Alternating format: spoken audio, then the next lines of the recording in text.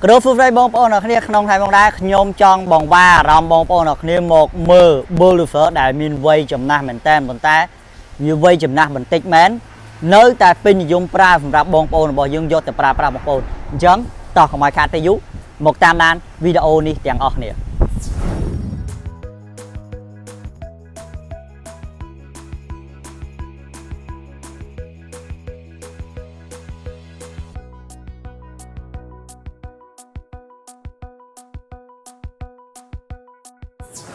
tao bông bông hay bên đi dương một chỗ chạy chơi chỉ mỗi lần đêm mà pay a độ pram đợi dương ai dân tha đêm mà pay a độ pram cứ phải lật tăngពីឆ្នាំ8មកម្លេះបងប្អូនដែលយើងអាចថាជាប្រភេទ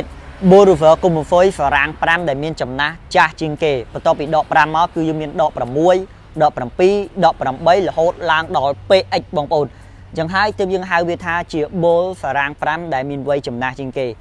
មួយវិញទៀត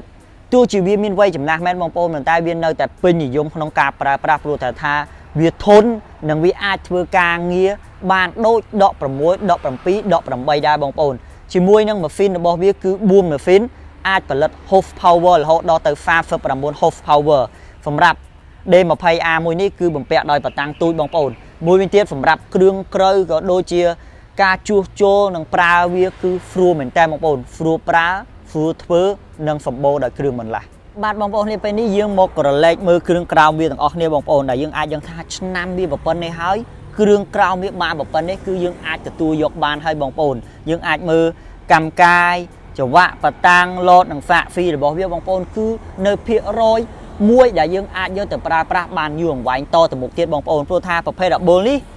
វាអាយុរៀងច្រើនមែនប៉ុន្តែមើលទៅដូចជាគេទុកចោលបងប្អូនមិនបានប្រើប្រាស់ឲ្យដិតដល់នោះទេជាមួយនឹងហ្វារាំងខាងមុខក៏យើងអាចដឹងថាគឺជាប្រភេទហ្វារាំង5បងប្អូនដូច្នេះបងប្អូនយកទៅប្រើប្រាស់ទោះជារៀងវាមិនសូវស្អាតបន្តិចមែនប៉ុន្តែវាអាចបំពេញការងារដូចជាដក6ដក7ដក8អញ្ចឹងបងប្អូន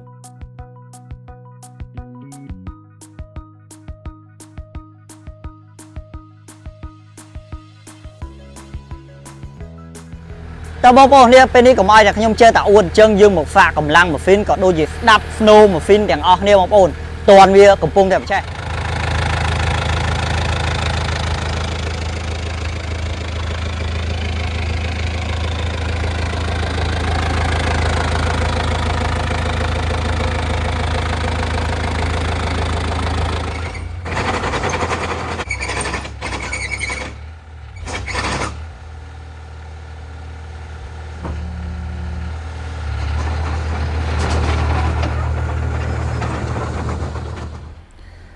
សូមអរគុណបងប្អូនគ្នាបានតាមដានវីដេអូមួយនេះមួយវិញទៀតបងប្អូនអរគ្នាបើសិនជាបងប្អូនចំណាប់អារម្មណ៍ទៅលើ Bolivar មួយគ្រឿងនេះ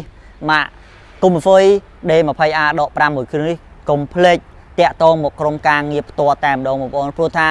Bolivar នេះគឺពិបាកយកមកលក់មែនតើហើយមួយវិញទៀត Bolivar នេះក៏ជាប្រភេទ Bol ដែលពេញនិយមសម្រាប់បងប្អូនរបស់យើងយកទៅប្រើប្រាស់ផងដែរសម្រាប់ការជួសថ្នាំឬក៏អ្វីផ្សេងៗហ្នឹងបងប្អូននៅស្រុកគេវាធ្លាក់តកកអញ្ចឹងហើយទើបយើងយកមកជួសថ្នាំបន្ថែមប៉ុន្តែក្រុមការងាររបស់យើងធានាជូនតែម្ដងបងប្អូនអត់មានបាក់បែកតាបកន្លែងណាឡើងវិញនោះទេគឺនៅស្អាតសំណុំរបស់វាតែម្ដងជាចុងក្រោយសូមអរគុណសូមជម្រាបលាជួបគ្នានៅវីដេអូក្រោយ